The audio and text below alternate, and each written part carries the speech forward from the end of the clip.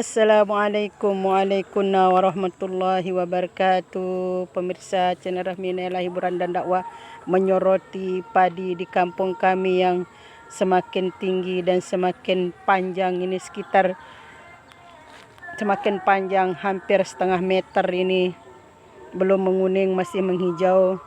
Ba'da asar menjelang maghrib ini, menjelang sunset yang akan tenggelam di ufuk barat, menyoroti green kampung kami, sawah kami. Masya Allah, tabarakallah, tiada henti-hentinya. Sawah yang menghijau, asri nan sejuk di sore hari ini, menggambarkan betapa syahdunya nuansa kampung kami yang tenang, yang damai, yang tidak terusik dan tidak tergesek dengan hal-hal hiruk pikuk yang membisingkan, bebas dari polusi udara, polusi pabrik-pabrik. Masya Allah, tabarakallah, kesahduan, keheningan dan keasrian dari kampung kami adalah karunia dan rahmat Allah Subhanahu wa taala. Tentu saja ini patut kita syukuri. Padi, milikilah ilmu padi. Karena padi ini adalah sebagai ibrah dan contoh yang nyata bagi kita sebagai manusia bahwa memiliki ilmu padi adalah ilmu yang sangat-sangat langka dan sangat-sangat langka di era ini. Ilmu padi berarti kita diminta untuk merendahkan diri dan tawadhu di hadapan Allah Subhanahu wa taala dengan segala kelebihan, kekayaan material, kekayaan ilmu, kekayaan harta, kekayaan jabatan dan sebagainya. Semakin berat, semakin banyak isinya, semakin menunduk, semakin merunduk. Rendah diri berbeda dengan rendah hati. Kalau rendah hati, kekayaannya berlimpah, jabatannya tinggi, gelarnya bangsawan, tapi dia tetap tawadhu di hadapan Allah dan manusia. Sedang kalau rendah diri, dia merasa rendah diri di hadapan orang lain. Beda rendah hati dan rendah diri. Kita diminta untuk rendah hati, tidak sombong, karena kesombongan itu sangat dibenci oleh Allah Subhanahu wa taala.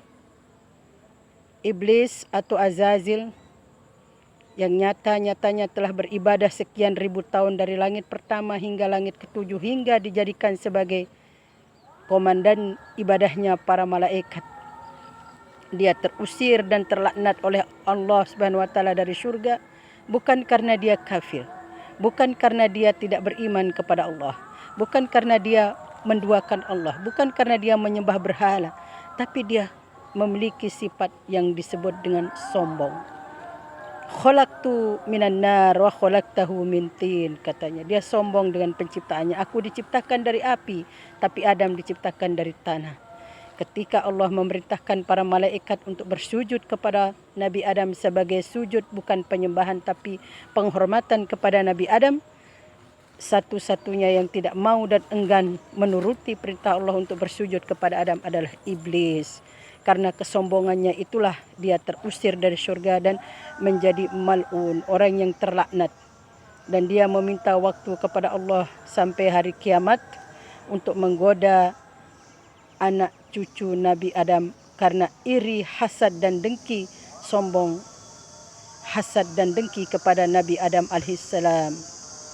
Masya Allah, tabarakallah, padi ini menggambarkan satu ibrah bahwa setinggi apapun kita, sehebat apapun jabatan kita, tidaklah boleh kita membawa secuil pun, sedikit pun kata atau sifat yang disebut dengan sombong atau tagabur di hadapan manusia dan di hadapan Allah Subhanahu wa taala.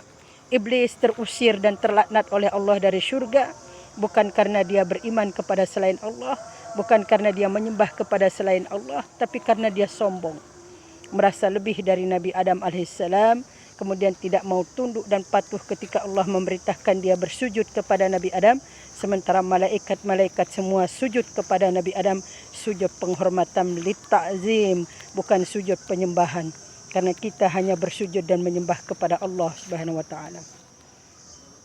Masya Allah, tabarakallah. Masya Allah, tabarakallah. Masya Allah, tabarakallah.